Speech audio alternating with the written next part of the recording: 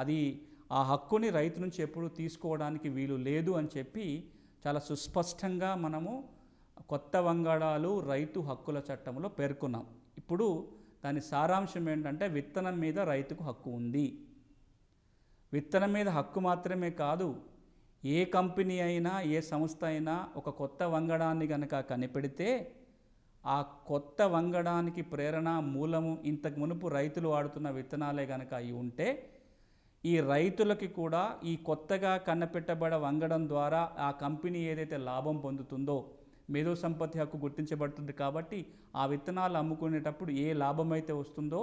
అందులో కొంత లాభం ఈ రైతులకు కూడా ఇవ్వాలి, అంటే బెనిఫిట్ షేరింగ్ జరగాలి.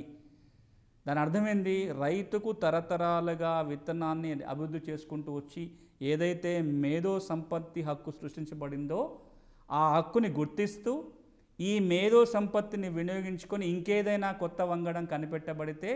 ఆ కనిపెట్టబడ్డ వంగడం ద్వారా ఏవైతే లాభాలు వస్తాయో ఆ లాభాలలో రైతుకు కూడా వాటా ఉంటుంది అనేది కూడా